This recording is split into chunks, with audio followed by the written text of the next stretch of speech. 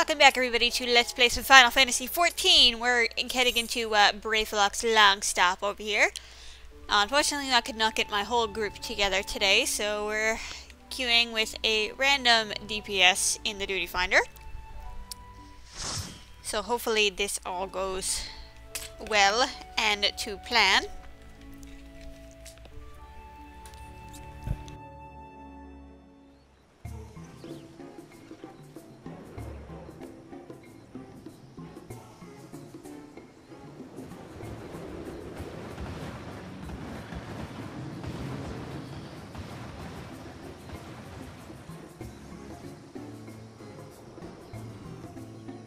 So now we get a nice rainforesty open area rather than a stinky inside building or dungeon or anything like that.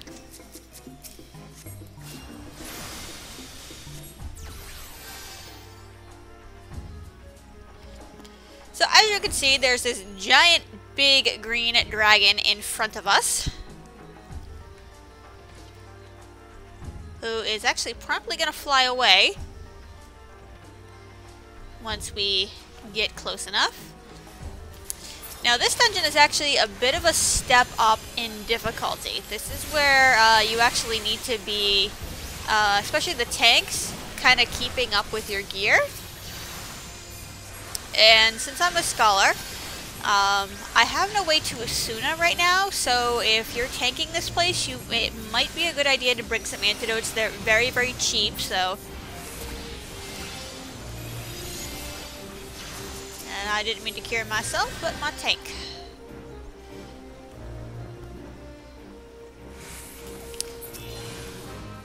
So this place actually has 4 bosses in it. And I'm... Celine, what are you doing? Start healing my tank, man. There we go. There we go. So all I wanted to do was get my Bane off. So yeah, so anyway, so as a result of that, this dungeon is actually going to be a little on the long side, and they're not like cheap bosses that are very easy, like as we saw in Satasha and Tamtara Deepcroft. They are all actual like full-fledged bosses. No, I thought I had Claire stance on and was turning it off. And it's also not as extremely straightforward as everything.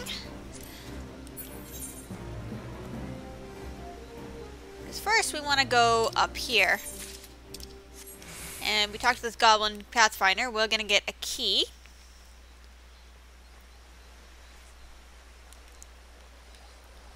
Which is going to open this door over here.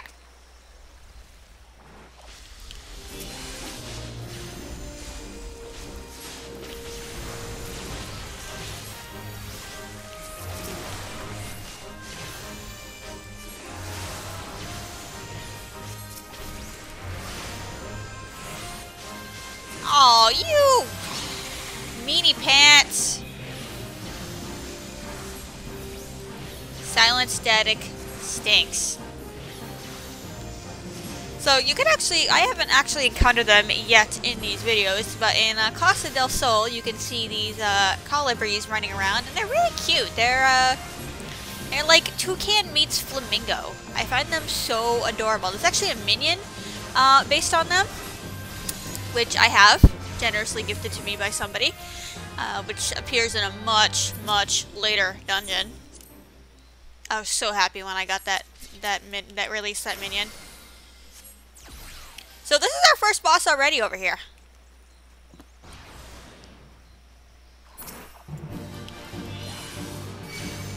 So I'm actually going to move Celine over to here, so she's a bit closer to the tank. Now this guy and his ads that the tank is currently holding on to can poison. As you can see, well actually both my fairy has it too, so I'm gonna move her a little bit further over. It has 2 stacks of poison. Unfortunately, since I have no Asuna, I have no way to remove that myself. So basically I have to heal through it. This is where the antidotes can come in handy here.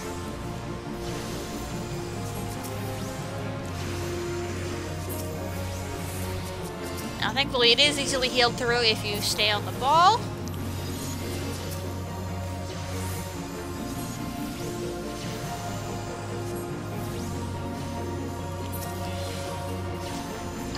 for the next set, I'm gonna put my dots back on again. Because he's gonna summon even more ads.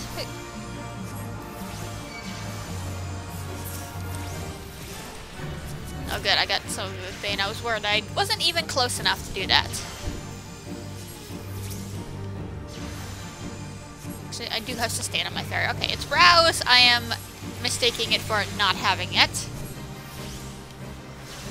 Yeah, so I am constantly healing my tank here. This is no joke.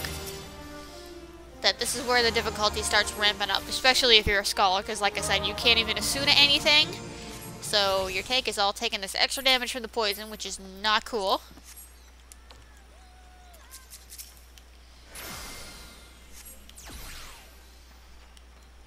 So Goblin is helping us through the path here.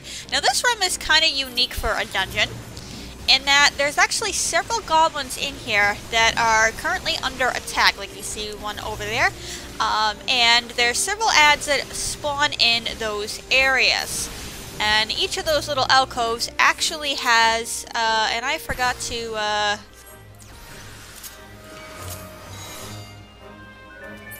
move, heal Celine back.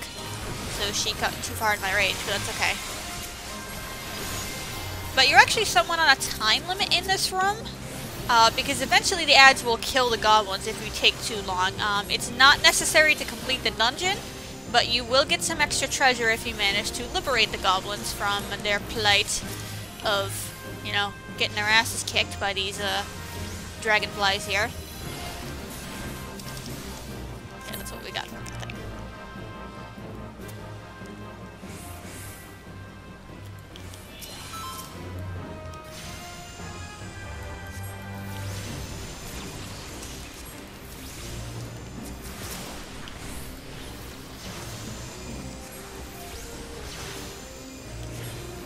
These guys you have to kill, but there's one goblin down there. The actual dragonflies won't spawn until you go down there. And actually straight ahead of us, behind this little goblin hut here, there is actually another area. That's actually the most often forgotten one. Again, it's entirely optional, but if you want some extra EXP and extra loot, it's not entirely a bad idea to clear that out.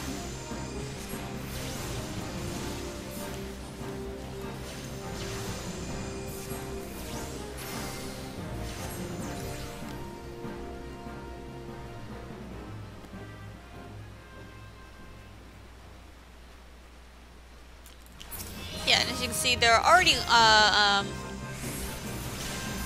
purple, which means our group didn't get the initial spawn aggro on it. The poor little goblin did. See, he's getting hurt, but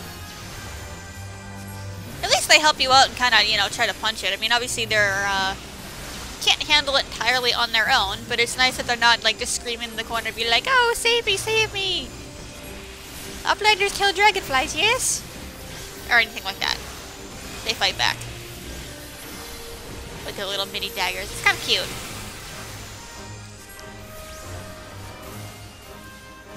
I like seeing characters that, you know, need help but aren't entirely, you know, helpless themselves. See, they're cooking some soup here or something. Y'all didn't even open the treasure chest. Come on. Yeah, some of this is trash loot and some of it can be good loot. So you basically just take your shot. And there's actually a treasure chest up there. At least in a later version of this dungeon there is.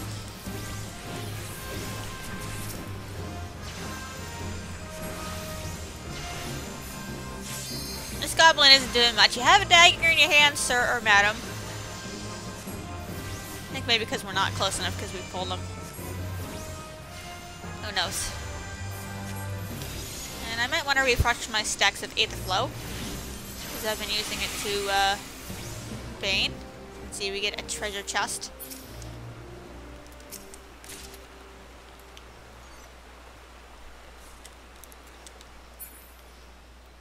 Whee! Hooray! Okay, this one doesn't have the treasure chest up there. There's actually a hard mode of this dungeon that appears later, and there is a treasure chest up there. Notice I said there's one like sitting on the lookout tower and he's like, help us, help us. Like this guy, hand lending, hand lending. Or chick. I don't know how to tell female from male goblins because, you know, as we've seen, Brayflox is a woman.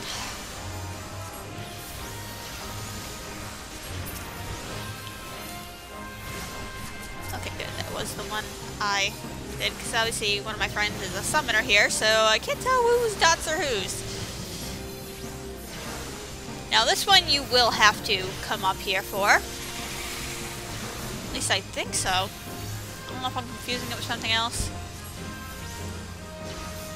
I think there might be a key up here. We'll find out in a couple seconds.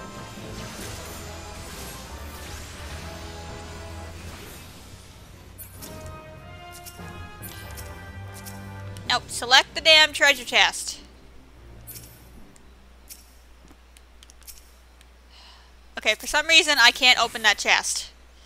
I have my target filters, so it's not going to target it with the stupid goblin in the way. So where we want to go is actually down over here. And this is boss number 2.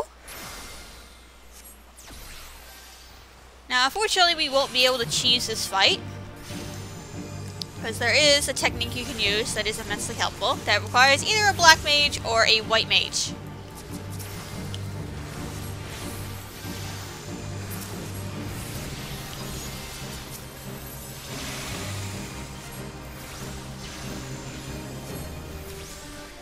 Now, as you can see, Brayflox has just joined the fray, and she's got another little mini Drake following her.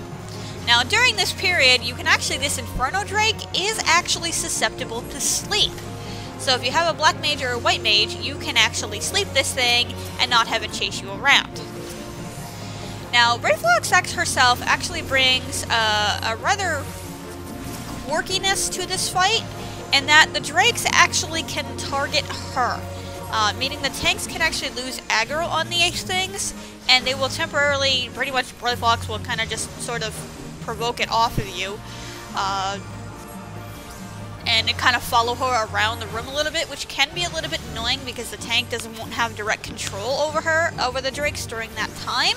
So you just want to make sure you don't stand in front of either of the drakes, because you don't want to get hit by their fire attack while Brayflox is doing her own thing and your tank has no direct control over what's going on.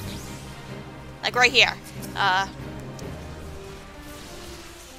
The Drake is really pissed at Brayflox, and my tank has absolutely no control over that.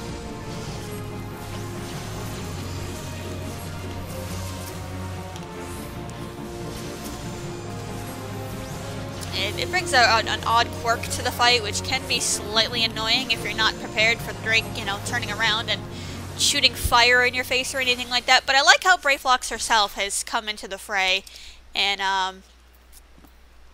ooh, I'm gonna take that. And is willing to help you out with her little problem here, and that she's not just making you do all the damn work. Now, this room is massive. I don't know where that treasure chest just came from. No, I'm gonna need on that too. Lots of upgrades today.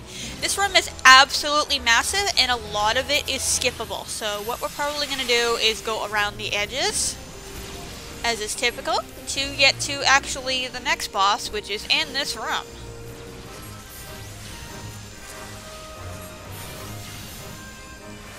There are some groups who will clear this out for experience, again, but it's not necessary.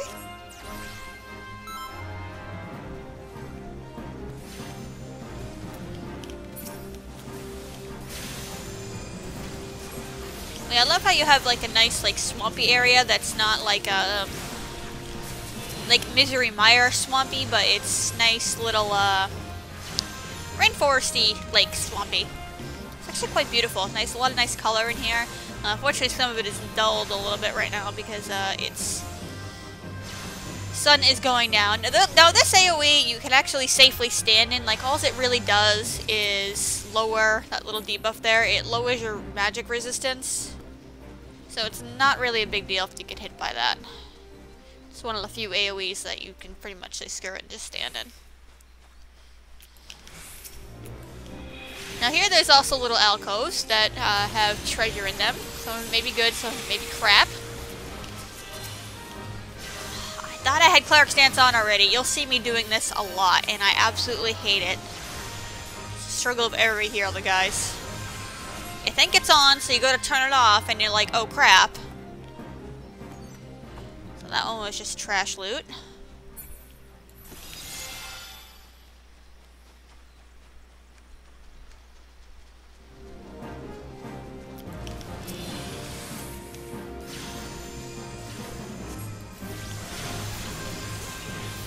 So yeah, the stuff right in front of my camera now, that is some of the trash in here that's absolutely skippable if you go around the outside edges of the room. Because this dungeon, like I said, is kind of on the long side, so whatever you can do to kind of decrease the time a little bit is not a bad thing at all.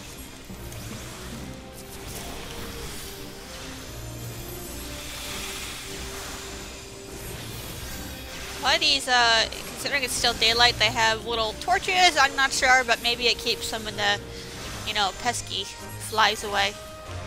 Because it is warm and there is plenty of water here, so if Eorzea is anything like the real world, that means mosquitoes galore. But surprisingly, there are no bats in here. Because bats love mosquitoes. If there's anything to love about bats, they are like massive mosquito-killing machines. So in the summer when you see bats flying around outside, say thank you, bats, because there's what keeps the mosquito populations in check. They eat them by the thousands. It is awesome. They are nature's insect repellents.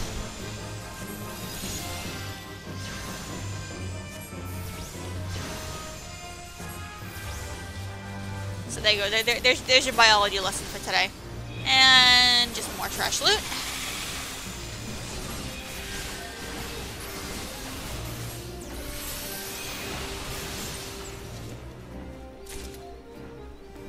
We don't need no stinking animal hides.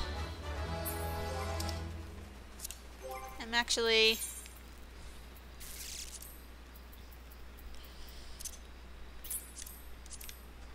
gonna put some of that stuff on now. God damn it! That's the one terrible thing about this dungeon is some of these things can kind of be sneaky, and when you're traveling around the edge, if they're facing the wrong way, you might accidentally aggro them like I just did. If I'd actually been paying attention and not equipping my new stuff, I might have seen that, but it is not an entirely... No! Stop going over there. Not an entirely big deal, and of course I can't put it on in the middle of the pull. Not that my tank's fault, he doesn't know I'm doing this. Doing it because if I don't do it now, I'm going to forget. Now in front of us there's, well, besides the stuff we're currently killing, there is more trash that can be entirely skipped. I see at least like 6 or 7 enemies there, and that doesn't even include the stuff I already pointed out over there. We got lots of skippable crap in here. Thank goodness.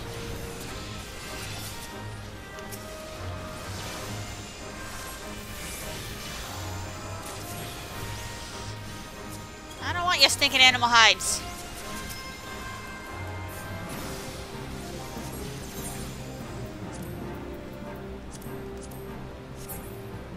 And it's a slightly different color, but essentially the same coat. Now here is Le Boss number 3. Who is a giant salamander.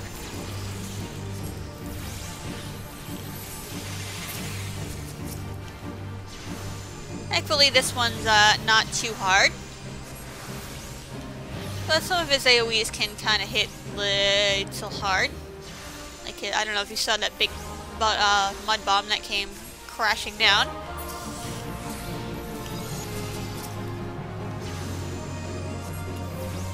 Now, periodically, these clear bubbles will appear and entrap somebody, and they will not be able to move until you free them.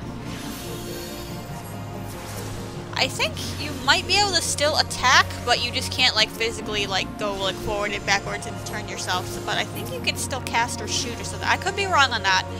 I know it doesn't completely 100%.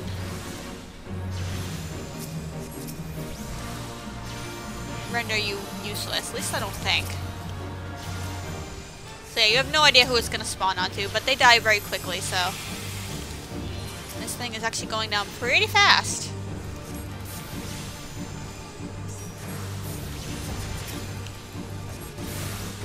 Now, the big surprise in here is you actually don't kill the salamander. The big fat green dragon from the start is what does. Just shows right up and be like, hey, what y'all doing in my swamp here?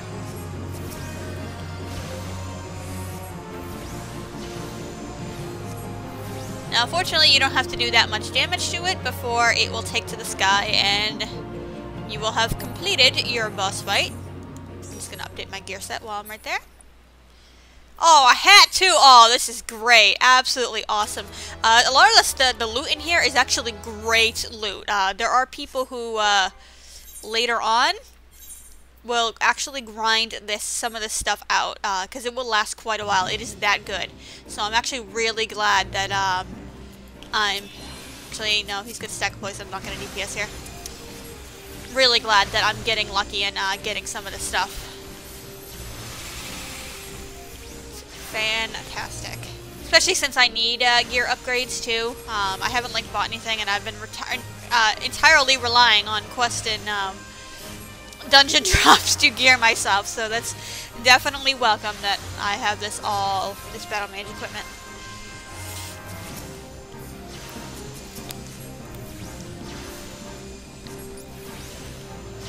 So no more monocle, no more headband. We got this nice witch's hat. I might actually turn the display on and off because it's kind of clashes with my nice cream colored coat here.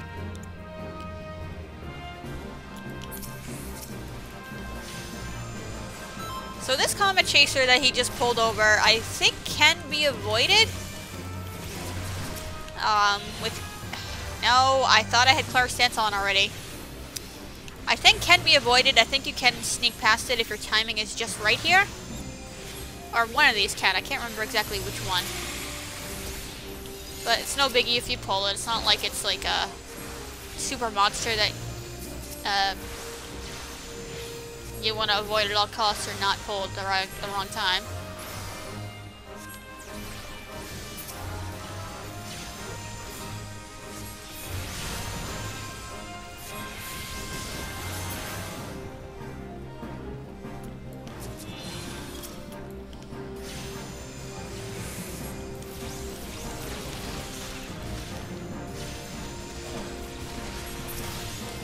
So I like how we have two different drakes here that are, I think their colors are slightly different, but it's basically the same enemy with two different names. I actually like that. I think this one's slightly more red, and this one's got more of a blue tinge to it. I just find it interesting that they just didn't copy paste. Well, technically it is a copy paste. But at least it's got a slightly different color palette and name, making it totally awesome.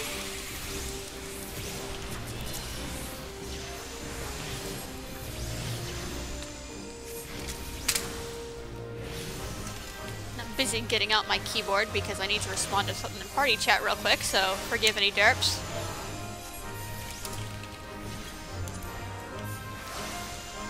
There we go.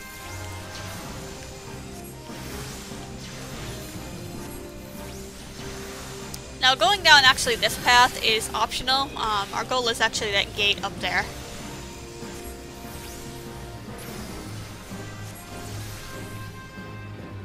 And behind this coral right here, and I was healing clairstance the whole time, are you kidding me, is a treasure chest, which could equally contain good loot or crappy loot. Why did I just bane that? I realized as soon as I hit the button that it was stupid for me to do that because there's nothing to bane my dots onto. Whoops. Oh well. No big loss of my stacks or anything because they're gonna refresh. Alright, so that time we just got trash loot, so that's kind of poopy.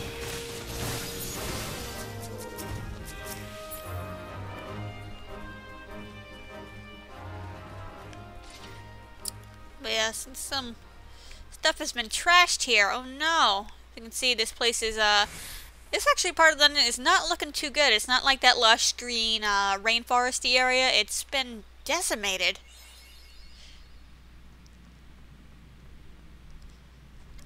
There's bones here and everything. Oh no.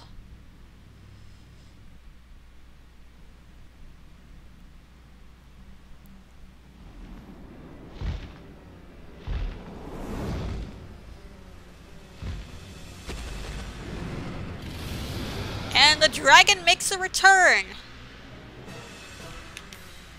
I actually adore that the final boss of this place is actually spoiled right off the bat in the opening cutscene, and I actually see him initially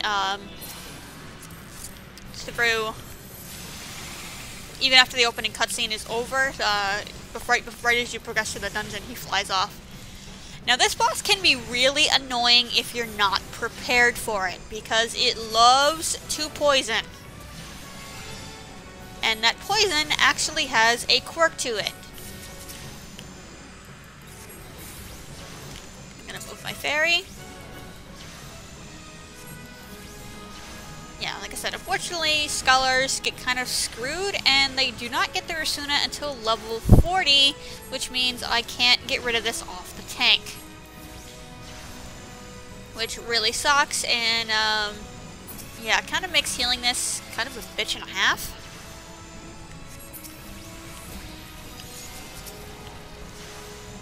Now, as you can see there, that's a move called Toxic Vomit. And it will poison you if you stand in it, and if any part of this box's hitbox is in that, it's literally a pile of poisonous puke, is literally what it is. It's thankfully it's not purple, if you guys remember that from Dragon Quest IX. But yeah, if the boss is actually in there, it can target any party member at random, where he spits it at. But if the box's hitbox is touching that, they will heal. So it's really up to the tank and slightly actually a bit of a luck to literally kite this thing around the room to avoid it standing in the puke piles. Now he's going to spit it at me. Again, it's entirely random. They do disappear, but it takes quite a while for it to do so. So you have to rely on a little bit of luck. You can manipulate it with your positioning. And I need to move Celine over there so she can actually do her job, because I'm an idiot and should have done that sooner.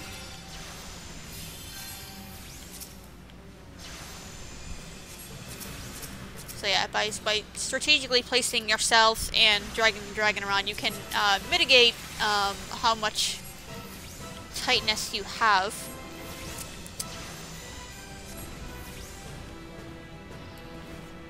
With what's going on. Now, once it gets down to a certain point, and I can't believe we're beating the crap out of this much, eventually he starts stomping on the ground, and there's a small radio AoE that can hurt. But we're kicking the crap out of this thing so fast. This boss, if you actually don't have a tank that knows to keep it out of the poison, can actually be pretty difficult.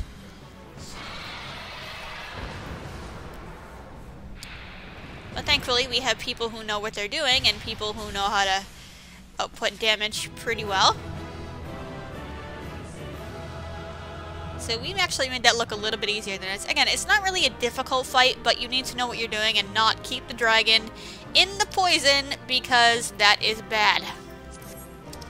Like, it will start healing so much that, like, any damage you do to it is, like, almost entirely offset and even actually make it better. Well, make the monster better, that is, and that he's getting net HP back. So here we go with our, resaved Brayflox, who unfortunately we can't talk to right here. And the goblins can come and thank us. Yay! I just want to see if she says anything else.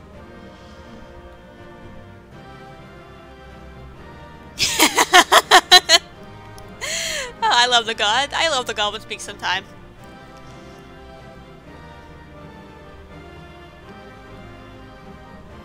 Alright, you guys say anything else?